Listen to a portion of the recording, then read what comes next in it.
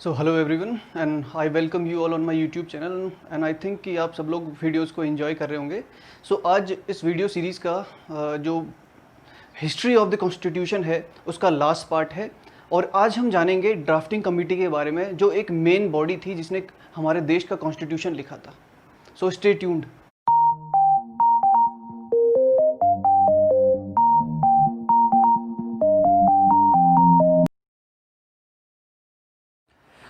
तो जैसा कि मैंने अपने प्रीवियस वीडियो में डिस्कस किया था about first meeting of constituent assembly that is 9 December 1946।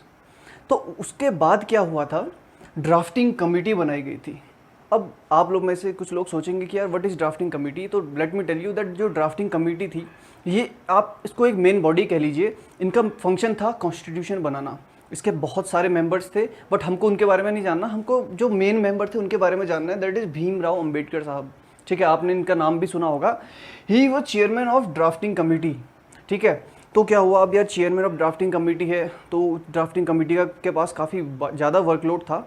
BN Rao जो कि एडवाइज़र थे ड्राफ्टिंग कमेटी के एडवाइज़र, ठीक है, वो उनको बताया था, जैसे मैंने लास्ट वीडियोज़ में, उनको 60 डिफरेंट कंट्रीज़ में भेजा गया था ताकि वो वहाँ के कॉन्स्टिट्यूशन से कुछ आइडिया लें और इंडिया में इम्प्लीमेंट करें। तो जब ड्राफ्टिंग कमेटी ने अपना काम शुरू किया तो उन्होंने 3 ड्राफ्ट ऑफ द कॉन्स्टिट्यूशन दिए। As I have encircled the word draft here, तो डेफिनेटली इसका भी कोई ना कोई वैल्यू होगा। तो ड्राफ्ट मतलब क्या होता है? ड्राफ्ट मतलब इन सिंपल वर्ड्स होता है एक फॉर्मल ऑर्डर या फिर एक रिटन चीज़ होती है फॉर्मल में। ठीक है, तो यार अब 3 बार ड्राफ्ट दिया गया था और 14 नवंबर 1949 का जो तीसरा ड्राफ्ट था वो फाइनल था और वो लास्ट ड्राफ्ट था और वो रेडी हो चुका था तब तक। ठीक है, अब आप यहाँ पर एक चीज़ नोटिस करिए कि 14 नवंबर 1949 को जो लास्ट ड्राफ्ट था, बट वो फाइनली एक्सेप्ट कब हुआ? 26 ऑफ नवंबर 1949 को। तो यार यहाँ पर एक गैप है, as I have written, but why so late? इतना लेट क्यों हुआ इसको अडॉप्ट करने में? जो हमारा कॉन्स्टिट्यूशन बन चुका था 14 नवंबर 1949 को बन चुका था, वो 26 ऑफ नवंबर 1949 को अडॉप्ट करने में। ठीक है, यहाँ अडॉप्ट करना इज डिफरेंट, 26 जनवरी वाला ये वो बात नहीं, ये अलग चीज़ है। ठीक है, तो ये इन दोनों में इतना लेट क्या था? तो जो कांग्रेस के सेशन हुआ करते थे पहले, आपने सुना होगा लाहौर सेशन के बारे में, जहाँ पर पंडित जवाहरलाल नेहरू ने 1929 को पूर्ण स्वराज की बात की थी लाहौर सेशन में। तो उसी चीज़ को याद करते हुए उन्होंने इस दिन कॉन्स्टिट्यूशन को एक्सेप्ट ना करते हुए 26 ऑफ नवंबर 1949 को एक्सेप्ट किया था। तो उसके बाद यार चलो एक्सेप्ट भी हो चुका था। जो last meeting of our constituent assembly, जो फर्स्ट मीटिंग के बारे में मैंने वीडियो के स्टार्टिंग में बताया था, जो लास्ट मीटिंग हुई थी वो 24 ऑफ जनवरी 1950 को हुई थी। अब यहाँ पर सब कुछ रेडी हो चुका था और लेट मी टेल यू, जो ये लास्ट मीटिंग थी विदाउट एनी अपोजिशन सब कुछ एक्सेप्ट हो चुका था। और finally the most awaited day that is 1950 का ये था 26 ऑफ जनवरी 1950, जो मोस्ट अवेटेड डे था। इस दिन हमारे देश को एक कॉन्स्टिट्यूशन मिल चुका था और इसको हम रिपब्लिक डे ऑफ इंडिया भी बोलते हैं। सो जैसा कि मैंने बताया कि यार इस दिन रिपब्लिक डे ऑफ इंडिया होता है। So what is the meaning of Republic? In simple word बात करें, रिपब्लिक मतलब होता है कि कोई भी कंट्री अगर रिपब्लिक है तो उसका जो सुप्रीम लीडर होगा वो इलेक्टेड होता है। एग्जाम्पल इंडिया के सुप्रीम लीडर कौन है? President, obviously president of India, वो इलेक्टेड होते हैं। बट वहीं हम अगर इंग्लैंड की बात करते हैं, जो वहाँ की सुप्रीम होती है, वहाँ की अभी जो फिलहाल सुप्रीम है वो है क्वीन एलिजाबेथ। वो कभी भी इलेक्टेड नहीं होती है, वो हायरार्कियल मेथड से आती है, जैसे राजा महाराजाओं का होता था वैसे आते हैं। बट ऑल्दो वो जो उनकी पावर है अब वो पहले जैसी नहीं रही है, बट वो सुप्रीम होती है उस देश की। और इस देश के, हमारे देश के जो सुप्रीम है वो है president of India. That is the difference.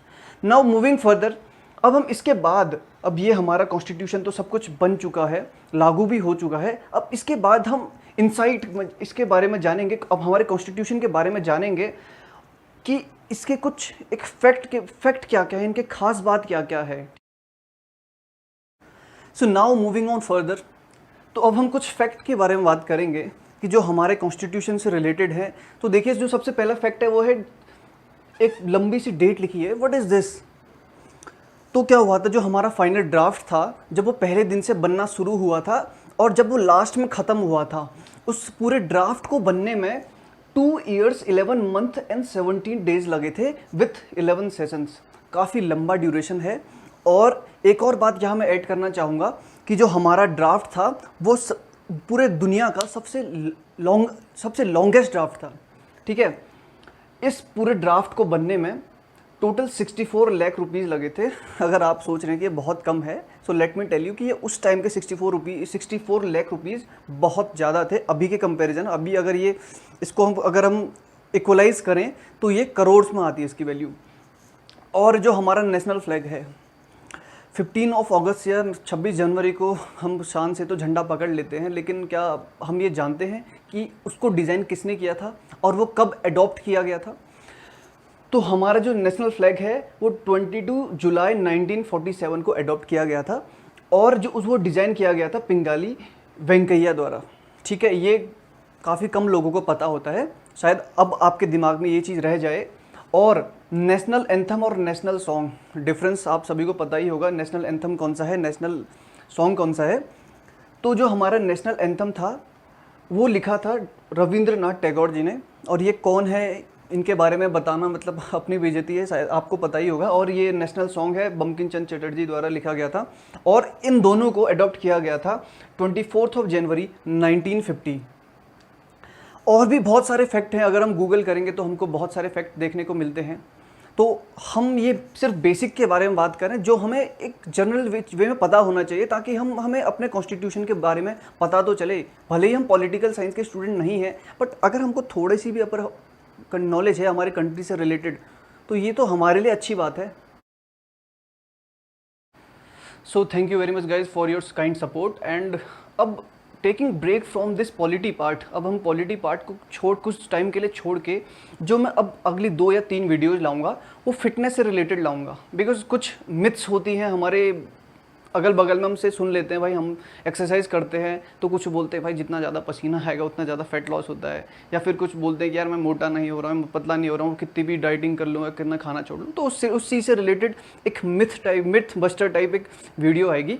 So stay tuned and kindly support and give Thums up.